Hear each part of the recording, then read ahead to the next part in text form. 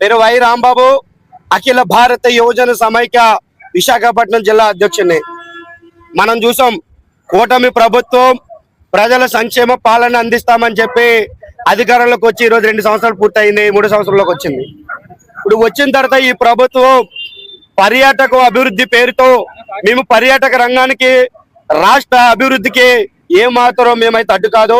ఆ నెపంతో ఈ రోజు విశాఖపట్నం అంటే ఆసియా ఖండంలో ఎంతో ఖ్యాతి చెందిన విశాఖపట్నం పేరిట మద్యం షాపులు ఏర్పాటు చేస్తామని చెప్పి ఆగ మేఘాల మీద ఇటువైపు మంత్రివర్గం కూర్చొని నిర్ణయించి నిన్న రోజు కూడా 3 రోజుల క్రితం జీవో 362 విడుదల చేశారు.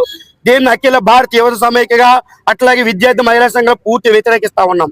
మరోవైపు విశాఖపట్నం ఉన్న ఎంపీ గౌరవనీయులు శ్రీ బర్రు విద్యావంతుల మీరు ఎంతో విజ్ఞాన కలిగి యూనివర్సిటీ నడుపుతా ఉన్నారు, తాగితే తప్పేంటి అని అడుగుతా ఉన్నారు. ఎవరి వ్యక్తిగత అలవాట్లున్నా ఈ రోజు విశాఖపట్నం నాశనం చేయడాక విశాఖ ప్రజలు మిమ్మల్ని ఎంపీగా గెలిపించారని చెప్పేసి విశాఖ ఎంపీ గారిని ఏ వైపుగా సూటిగా ప్రశ్నిస్తున్నాం. రాష్ట్ర కూటమి ప్రభుత్వం తక్షణమే జీవో 362 వెంటనే వెనక్కి తీసుకోవాలి. తీసుకోకపోతే విశాఖలో జీవో వెనక్కి తీసుకునేంత వరకు మా ప్రాణాలు తెగించేనా, ఉద్యమాలను ఉధృతమైన ఆందోళన చేసేనా ఖచ్చితంగా విశాఖ బీచ్ షాక్స్ అడ్డుకునేందుకు పోరాడతాం. లేని వల్ల విశాఖ ప్రజల ఎంపీకి ఇటు ముఖ్యమంత్రికి ఎమ్మెల్యేలకి ఖచ్చితంగా బుద్ధి చెప్పి ఇదే విశాఖ బీచ్ లో కలిపేస్తారని చెప్పి హెచ్చరిస్తా ఉన్నాము.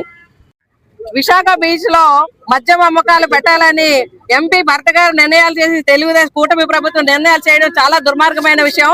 ఎందుకంటే ఎలక్షన్ల ముందులో అందరితో మహిళలు ఓట్లు ఎక్కువగా మహిళలు ఓట్లు పడ్డాయి. మహిళలకు అప్పుడు మద్యాన్ని నిరంతరిస్తారని మాట ఇచ్చి ఇప్పుడు ఎక్కడ పడితే విచ్చలవిడిగా మద్యాన్ని అమ్మకాలు చేస్తారని నిర్ణయాలు తీసుకోవడం చాలా దౌర్భాగ్యమైన విషయం. ఇప్పుడు విశాలమైన విశాఖ ఆర్కే బీచ్ లో చాలా మంది పిల్లలు, మహిళలు, వృద్ధులు చాలా మంది ఇక్కడికి వస్తా ఉంటారు. ఇక్కడ మద్య అమ్మకాలు పెడితే మహిళలందరూ ఆర్కే బీచ్ కి రావడానికి వీల్లేదా, నిషేధం పెడతారా అని మేము అడుగుతా ఉన్నాము.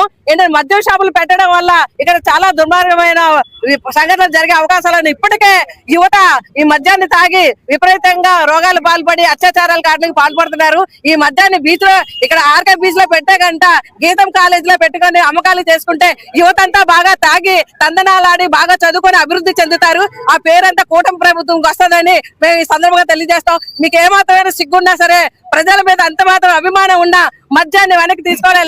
లేని పక్షాలు ప్రజా సంఘాలు అన్నింటినీ తీసుకొని పెద్ద ఎత్తున ఆందోళన చేస్తామని ఈ సందర్భంగా తెలియజేస్తున్నాం.